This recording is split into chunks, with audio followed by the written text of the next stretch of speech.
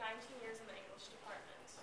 In your 19 years of teaching, have you ever encountered the book, The Adventures of Huckleberry Finn?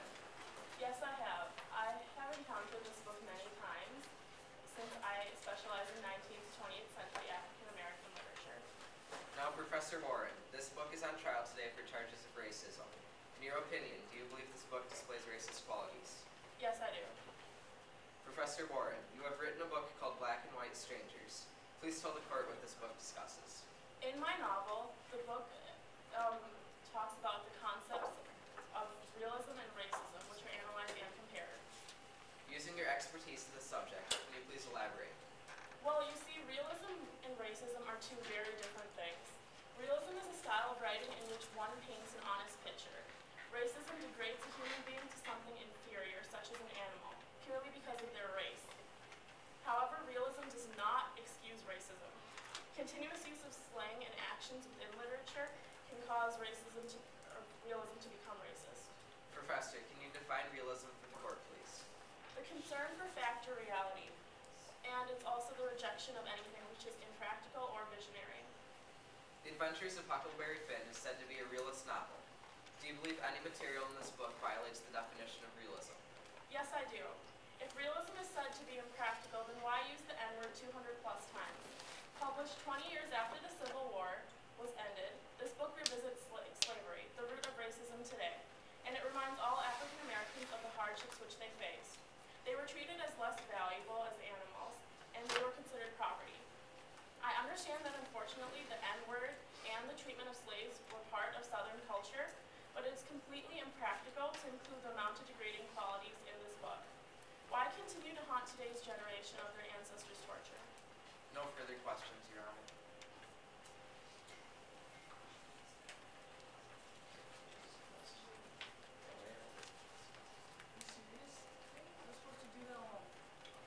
Prosecution, do you have any more witnesses?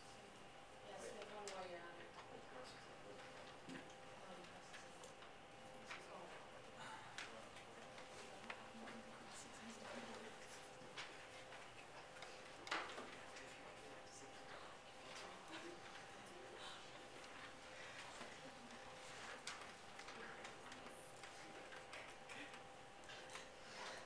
Please state your name and occupation for the court. I am Mr. Benjamin Todd Jealous, and I am the president of the NAACP. Please tell us a little bit about yourself. Sure, I grew up in Monterey Peninsula, California, and I attended Columbia College and Oxford University. I have held several positions at prominent nonprofits, such as being U.S. Human Rights Program Director at Amnesty International, while fighting for legislation to protect people from things such as prison rape and racial profiling. I have been the president of the NAACP since 2008. What does the NAACP stand for? It stands for the National Association for the Advancement of Colored People. It is dedicated to fighting for social justice for all Americans. Has the NAACP ever opposed the Adventures of Huckleberry Finn? Yes, we have opposed it ever since first taking a stance against the racist book in 1957, and recently in Pennsylvania we tried to remove it from required reading lists in all schools. Why did the NAACP try to do this? Mainly for the repeated use of the N-word. I would agree that the book accurately portrays the times, but historical accuracy is no excuse for a racial slur that was so often used by white masters when they punished or lynched their slaves. This word is something that for over 200 years stood for something less than human. This awful word, which is used over 200 times in the book, can be incredibly demeaning to any black child or children of any minority. After years of learning that this word is never to be used, it can be quite a shock to read a book containing it on nearly every page.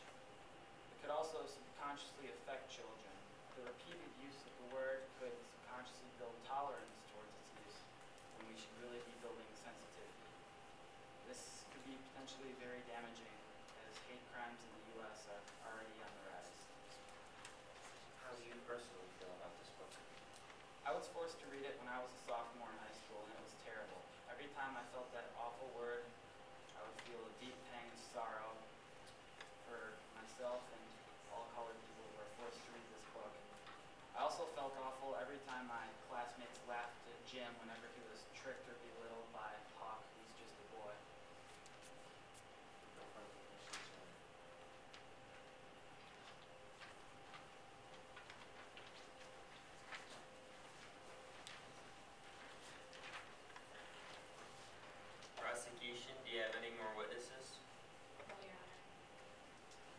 Defendants, please bring your first witness to the stand. Judge, adjourn the court.